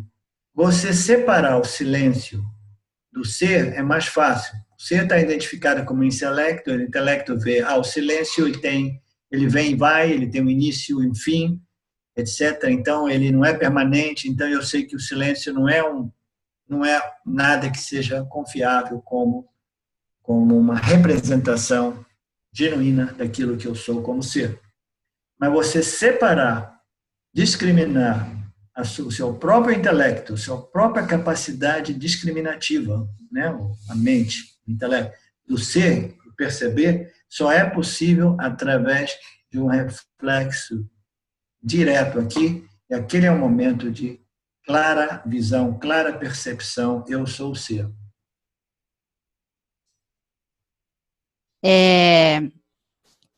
Assim, eu entendi sua explicação, mas é uma coisa assim que eu ainda preciso contemplar bastante, né? Porque é bem complexa. Não, você entendeu mais ou menos o mecanismo através do qual entendi. o conhecimento ocorre. Naturalmente, a contemplação, você pode até contemplar nessa explicação que eu dei, entendeu? Mas a contemplação que vai frutificar como sempre mais e mais autoconhecimento, até que esse autoconhecimento é sólido e firme, sempre presente, é a contemplação nos ensinamentos apresentados na Escritura. Entendeu? Certo. Tem uma pergunta esses outros grupos de satsang, eles quase sempre apresentam alguns conceitos que são dados em algumas das escrituras do Jnana Yoga, algumas das escrituras da Yoga, que são escrituras dualísticas, e são fragmentos de verdade misturadas com interpretações confusas, vagas, às vezes poéticas, românticas, interpretações de experiências pessoais do ensinante, do professor. Eu, na realidade, eu venho desse meio, né? São ensinamentos válidos, mas eles não são o que eu percebi o ensinamento isso tudo mais eficiente. Dá um vislumbre, mas você fica assim, pelo menos no meu caso, né? Me deu o vislumbre, comecei a ter essa visão, mas eu ficava assim, não sei se você assistiu aquele filme Matrix, do Neo, eu ficava assim que nem o Neo, depois que foi tirado da Matrix, que já sabia que a realidade não era Matrix, mas aí quando voltava na Matrix podia morrer lá, se tomasse um tiro, sabe? Você fica assim, acreditando, mas não conseguindo viver, se estabelecer no ser. Então, assim, a mesma coisa. Você sabe que você não é isso, você não é esse corpo, você não é seus problemas psicológicos e tal, mas aí vem um problema maior, aquilo te balança, sabe? Veja bem, Wanda, esse conhecimento, ele somente frutifica como moksha. Moksha é libertação. Quando a gente chama de moksha, libertação, que é a frutificação do autoconhecimento, essa libertação é a libertação de quê? A gente é livre dos objetos de experiência. A gente já não depende nas circunstâncias que a vida nos apresenta. Por quê? Porque a nossa identificação, ela sofreu um shift, e agora o Jiva, ele já não mais se identifica com o intelecto, com a mente, com o corpo sutil, mas ele já se identifica como consciência. E como consciência, ele sabe, muitas vezes de modo intuitivo, ou outras vezes porque ele se submeteu às escrituras, aos ensinamentos completos das escrituras, ele sabe que o ser é definido como Sat Chitananda. Ele é absolutamente sempre presente, né? É a verdade sempre presente, é a existência que é sempre. Ele é a consciência sempre consciente de tudo, esse princípio consciente de tudo, e ele é absolutamente ilimitado. É muito fácil para a gente compreender o Satchidananda do ponto de vista da existência, porque todo mundo, se você perguntar às pessoas, você tem alguma dúvida de que você existe? Todo mundo vai pensar um pouquinho e vai dizer assim, não tem nenhuma dúvida. As escrituras dizem que eu sou a existência. Eu existo, então eu sou de acordo com as escrituras. O segundo aspecto é que eu sou consciência pura. A gente abre uma concessão, nós somos o reflexo da consciência, mas a gente aparece como seres autoconscientes. Então, todo mundo na sala vai dizer, não, eu sou consciente de que eu estou consciente. Eu não posso dizer que eu não sou consciente, porque eu precisaria ser consciente para negar a minha própria consciência, por exemplo. Então, é fácil para a gente aceitar Sat Chit. Ananda é uma palavra derivada de Ananta. A tradução oficial sânscrita significa ilimitação. É uma ausência total de limitação. Quando não existe limitação, ilimitar, uma coisa que é ilimitada é uma coisa que é presente sempre, em todos os tempos, em todos o espaço possível e imaginável. Tá? Então, é aquilo que é sempre presente e é aquilo que é tudo, é um sem o outro, como as escrituras definem. É não dual. Okay? Quando você consegue compreender de Ananda, do Satchitananda, aí você está realmente livre. Muitos de nós somos conscientes, nós somos a existência e a gente continua a nossa jornada espiritual, mas esse conhecimento, eu sou ser, ele só frutifica quando essa certeza, essa convicção absoluta de que nada me afeta nesse momento, nesse universo, nessa experiência humana, a morte não me afeta, nada me afeta, porque aquilo que eu sou é a consciência ilimitada, que não tem nascimento e não tem morte. Entendeu? Ananda se refere a isso. Então, esse conhecimento, ele só frutifica. Hoje eu escrevi uma mensagenzinha para o meu amigo Fábio, dizendo a ele que esse conhecimento da verdade frutifique no seu dia a dia, porque essa é a prova. Entendeu? A prova é essa. Quando a vida te manda as dificuldades, as adversidades, os problemas, a doença, a morte de um relativo, isso e aquilo, é que a gente vê se esse conhecimento frutificou como liberação ou não. Entendeu? O autoconhecimento é o início, de um certo ponto de vista, é o início de uma jornada, da jornada espiritual do Jiva. Em realidade, é o início, veramente.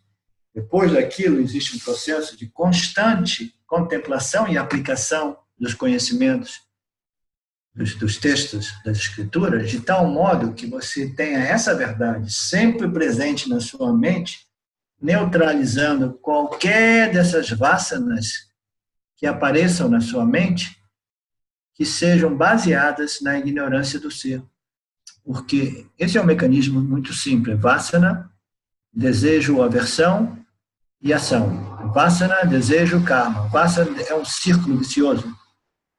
Mesmo depois que o indivíduo jiva, através de um processo de preparação e purificação do intelecto, compreende a sua identidade com a consciência ser universal pleno, ainda assim ele vai ser desafiado por algumas vassanas que ainda estão no sistema, que são vassanas baseadas na autoignorância.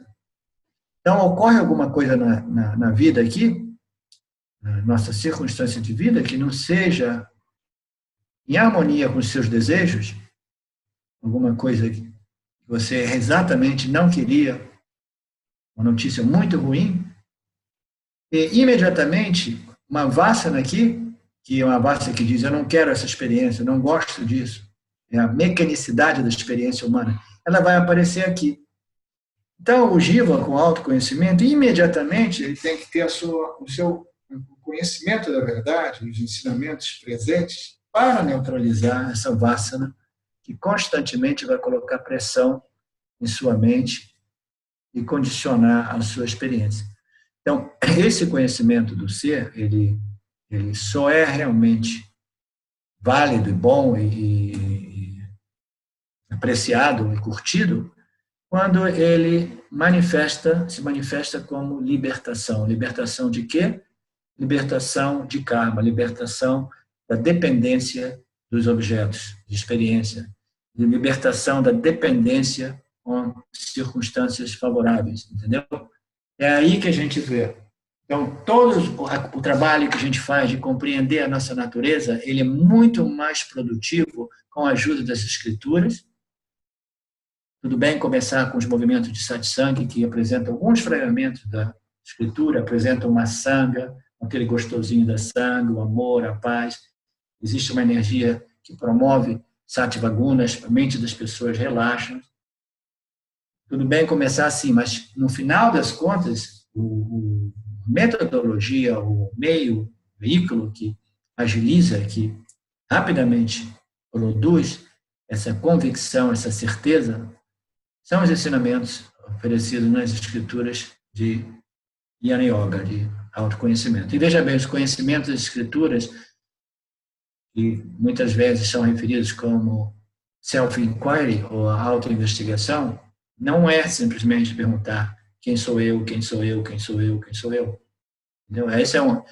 Perguntar quem sou eu é uma forma muito rudimentar, ou primitiva, ou não sofisticada de autoinvestigação.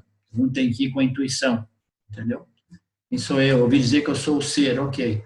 E minha ignorância está cá todo o tempo dizendo assim, não, você não é o ser, você é o jiva é limitado, ele vai morrer, você tem que fazer isso, tem que cuidar de outras coisas, não se interesse muito por meditação, contemplação e escrituras, porque você tem que pagar as contas, é melhor você cuidar da sua velhice, etc., da família. Então, todas aquelas vozes vão colocar pressão na sua espiritualidade, entendeu? Responde um pouco a sua... Nossa, muito. Tem uma questão aqui do Alex. Nesse sentido aí da explicação que você deu, né? O jiva, ele vai se compreender como limitado por natureza e ilimitado em essência? É como se ele vivesse em duas ordens de realidade distintas? Exatamente. Yeah. E ele não mistura. O que ocorre quase sempre no mundo espiritual ocidental, que onde os ensinantes não possuem o ensinamento completo, porque eles não se educaram segundo uma metodologia completa, é que eles misturam a realidade. Eles misturam Satya com Mitya o tempo todo. Eu não sei porquê, mas a minha bateria está morrendo. Só um minutinho. O que ocorreu aqui?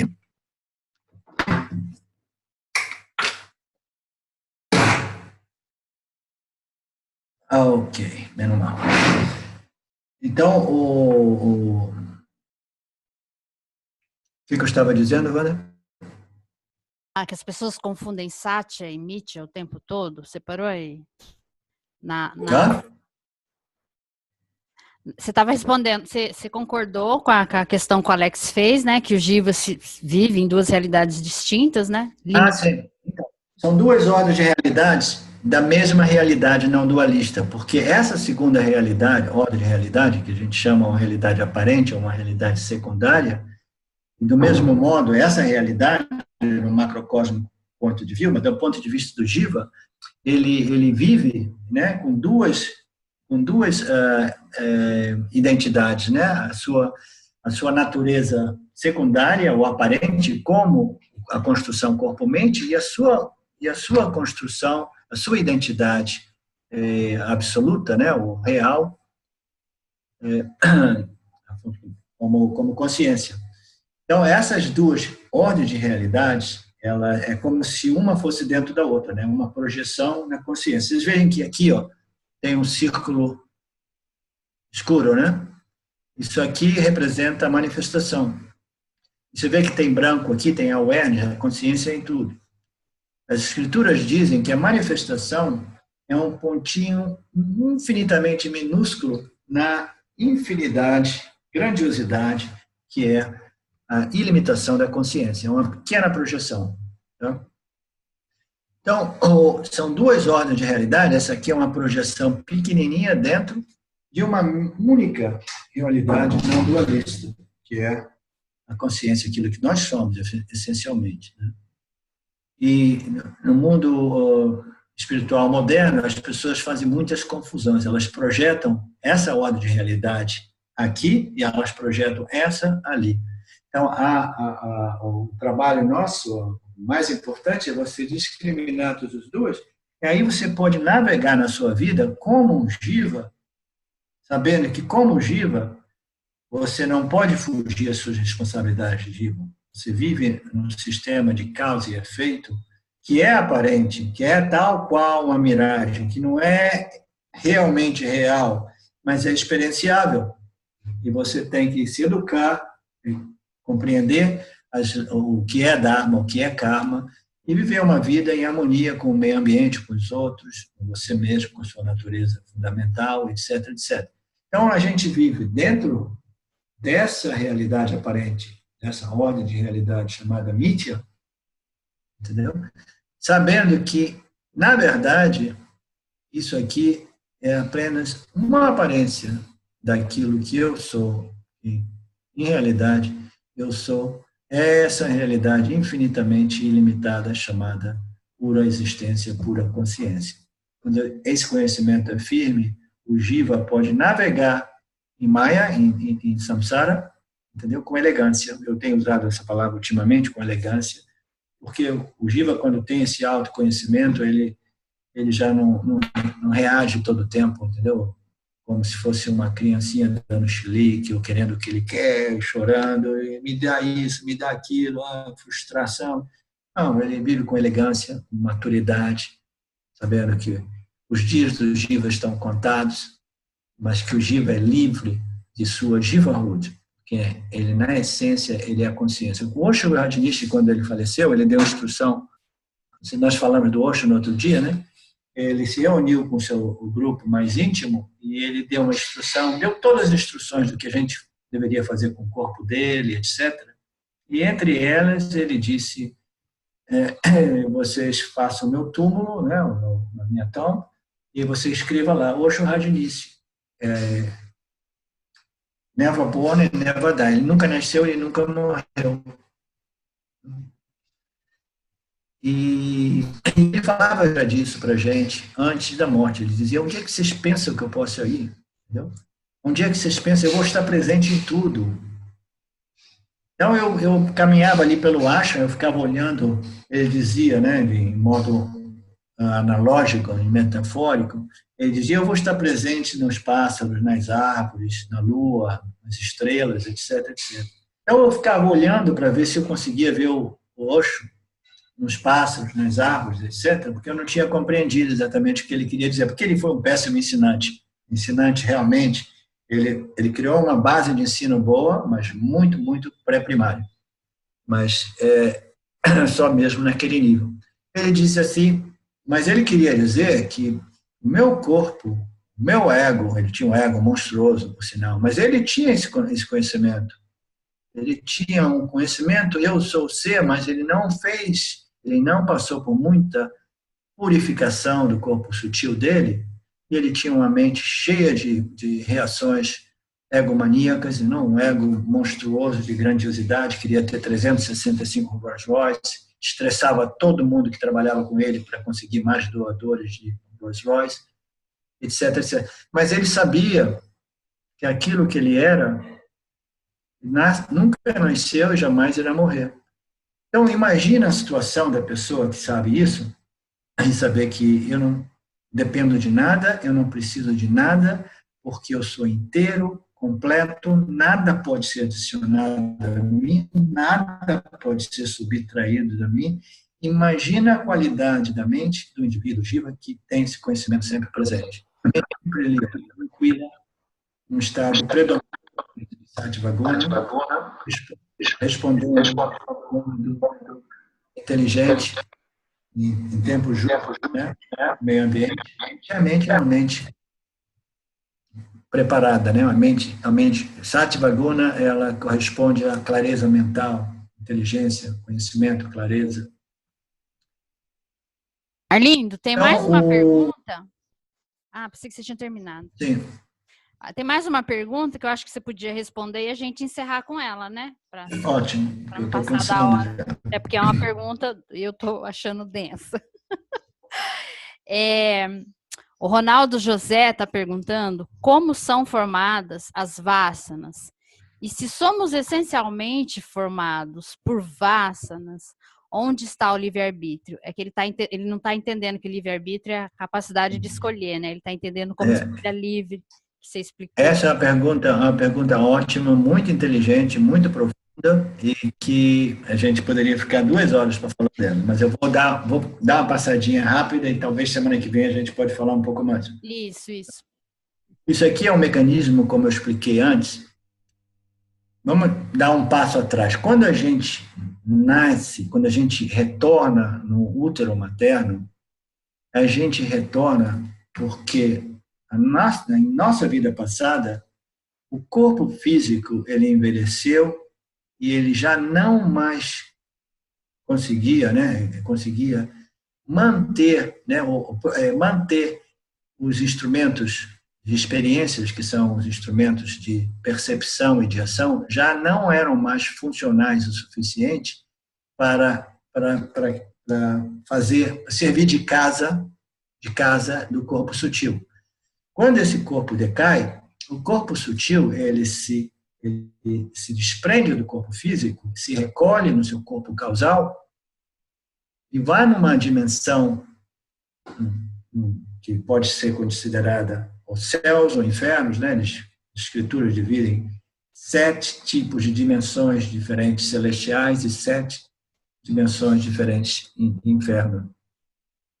Então, o corpo sutil, ele se desprende e ele vai nessa ordem de realidade mental e emocional que ele vai experienciar o seu karma.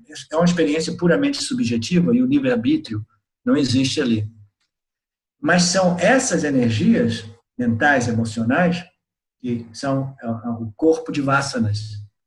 Né? O corpo sutil, ele se recolhe, ele vira um corpo de vasanas. Todas essas, que nada mais são do que todos os nossos desejos e aversões, todas as nossas coisas que a gente ainda quer completar, relacionamentos mal resolvidos, desejos que são sedentos, né? Eu preciso disso, eu preciso encontrar a minha alma gêmea, eu preciso encontrar o amor da minha vida, qualquer que seja desejo forte, esse corpo de desejos e aversões é que nos trazem de volta no útero materno. São todas as coisas ainda não resolvidas, né? Os nossos negócios não concluídos bem ainda. Então, nós entramos no útero materno e a gente se desenvolve até que nós sejamos um bebezinho, e esse bebezinho nada mais ele não tem ainda a mente consciente desenvolvida, ele é puro corpo causal, ele tem o corpo físico, a mente consciente não é desenvolvida, a sua mente causal está aqui, tá? E ele encontra um meio ambiente diferente da vida passada, uma cultura diferente, pais diferentes, entendeu? Tempos diferentes, etc. Ele começa, a partir dessas vasanas, que condicionam aquilo, que constitui aquilo que ele essas vasanas começam a interagir com o contato com esse meio ambiente novo. Né? Então, a gente chega aqui como produto de nossas vasanas. As vasanas que são baseadas puramente em ignorância é que nos traz de volta. Quando a gente chega aqui, a gente começa a interagir com o mundo dos objetos, a gente começa a desenvolver um senso de autoexistência a partir de 2 ou 2 anos e meio. Né? Eu existo, eu sei que eu existo. O ego começa a desenvolver a mente, o intelecto, os seus conceitos e noções, o seu programa, né? O seu condicionamento. Então, isso aqui se torna um outro jiva. O que é esse jiva? O jiva é um saco de vasanas que ele já chegou com elas, ele desenvolveu uma certa inteligência, capacidade de autoconsciência, e ele começa a responder ao meio ambiente, responder aqui, segundo as vasanas que ele já trouxe, mais algumas impressões de bebezinho. Tá? Um exemplo para exemplificar isso rapidinho, depois a gente pode fechar e eu posso continuar semana que vem. A vasta imagina, por exemplo, um dos primeiros seres humanos inteligentes no nosso planeta. Existia os homens da caverna. Existia uma família pequenininha, de um pai e uma mãe, e eles tiveram o primeiro filho. Esse filho era um bebezinho. Ele foi uma alma absolutamente nova, que chegou quase que livre de qualquer vasanas, que era um universo novo, né, recém-criado. E ele entrou em contato com o mundo. Os pais deram uma bobeada, ele saiu da caverna, ele encontrou esse universo, esse céu, pássaros maravilhosos, árvores verdes, lagos, etc. E ele foi engateando com fascínio total por tudo aquilo que ele via. Ele não tinha ainda mente desenvolvida. E ele vê esses pássaros enormes, ele vê aquela criatura enorme, linda, maravilhosa. E ele começa a perceber essa criatura e começa a tentar, né, fazer contato com essa criatura. Essa criatura foi lá e engoliu ele rapidinho. Foi o primeiro contato desse bebezinho com o dinossauro. Então, o dinossauro engoliu esse bebezinho e esse bebezinho, imediatamente deixou o corpo físico e o seu corpo causal foi para outra dimensão, que a gente pode chamar de luz, e ele ficou esperando para voltar, até que os pais dele fizeram amor de novo, o útero materno era pronto, né? O esperma e o ovo estavam ali, se atacaram, aí é o momento que a alma pode entrar. Ele entrou, passaram os meses que ele nasceu.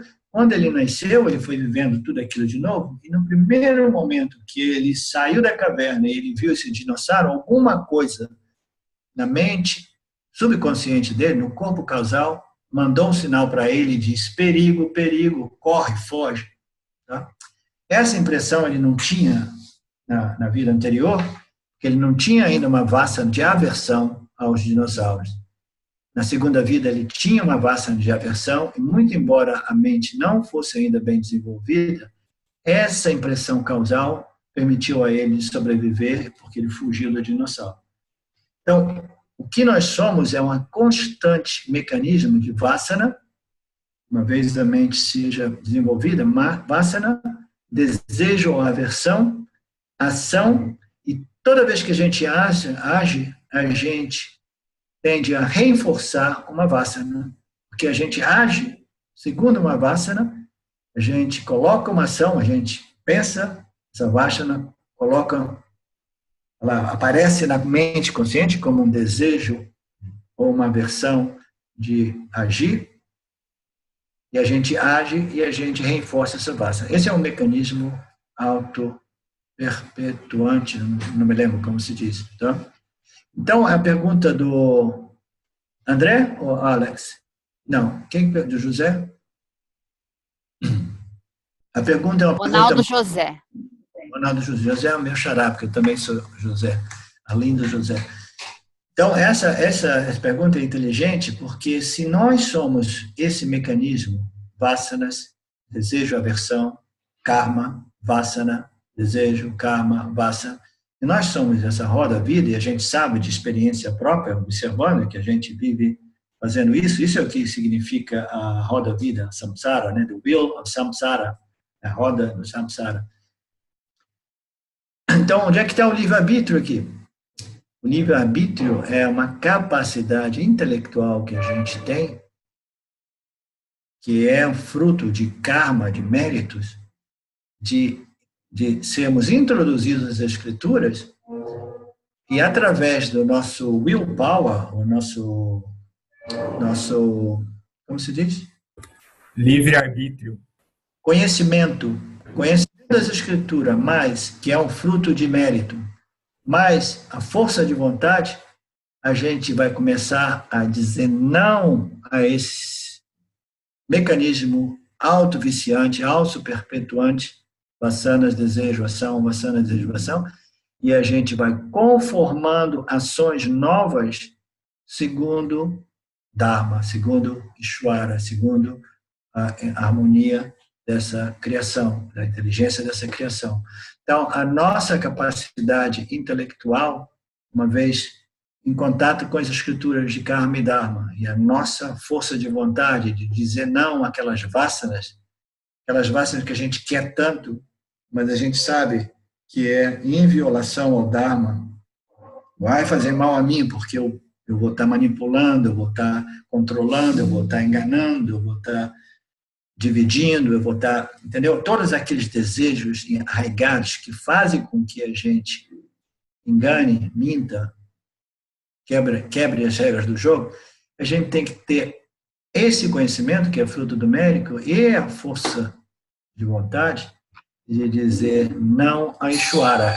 Ishvara é esse corpo causal macrocosmo que opera todo mundo, como fantoches on the string, né? Então, a gente tem a capacidade de dizer não para Ishvara. Não, Ishvara, já caí nessa, já respondi essas vasanas, esse mecanismo eu conheci, compreendi o sistema, agora eu vou conformar os meus pensamentos e ações ao Dharma. E thank you, Ishvara, for introduzing as escrituras de Dharma na minha vida. Esse é o que eu considero o único livre-arbítrio que existe, que, de um outro lado, é um produto de mérito.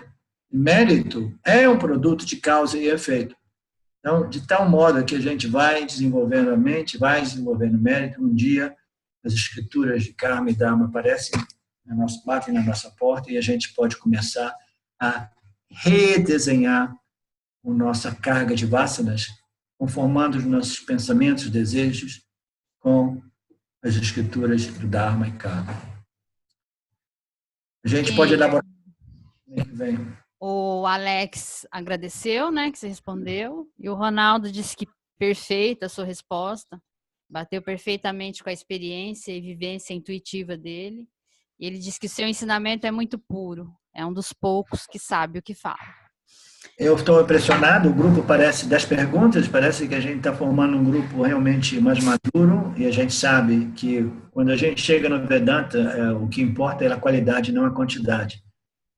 Para que frutifique, o Jiva precisa estar qualificado. As escrituras do Vedanta são as únicas que começam apresentando as qualificações.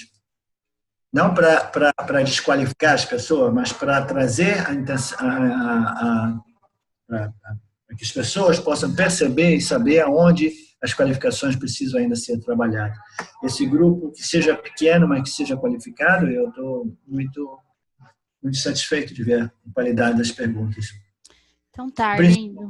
O posting do meu amigo Fábio hoje foi, Fabiola. Fábio, seu microfone.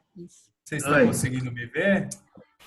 Eu te vejo, sim. Eu estou dizendo que eu fiquei muito contente com o seu posting hoje. Depois você me responde as minhas perguntas, tá? Ok, querido. Eu respondi já. Depois você olha. Tá. Uhum. Eu não estou me vendo aqui no grupo, mas eu fiz alguma bobagem que eu não estou aparecendo entre as pessoas. Ok. Então, um abraço forte para todos vocês. Namastê. E a gente se vê semana que vem. E qualquer dúvida você manda no Facebook. Eu tendo tempo, eu vou sempre respondendo, tá? Tá bom, Arlindo. Muito obrigada. A aula foi ótima. Tchau, querido. Obrigado. Tchau. Ô, Fábio, deixa eu falar com você. Quando usa o share screen, é só algumas pessoas que aparecem na tela do lado e às vezes você mesmo não aparece. Então, não é você, tá? É do próprio programa mesmo. Quando usa eu cliquei sem querer em alguma coisa que era hide my, sei lá, tipo, eu me escondi dentro do... Eu não me vejo aqui, foi sem querer, eu mexi nisso. Eu achei que ninguém estava me vendo ou me ouvindo. Então, não, ainda bem que você não fez besteira, porque eu estava te vendo o tempo todo. Que bom.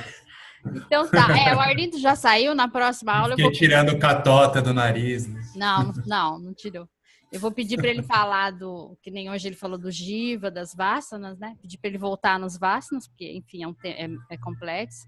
E falar de Ishvara, né? Porque Ishvara também é um tema que a gente foge um pouco, né? Mas é isso aí, gente. Então, a aula foi gravada, vou estar postando, tá? Pra gente reassistir, quem quiser, e quem não assistiu, assistir. E aí a gente se vê sábado novamente. Até o próximo sábado. Bom sábado a todos, tá, gente? Vou estar fechando. Tchau, obrigada para todo mundo.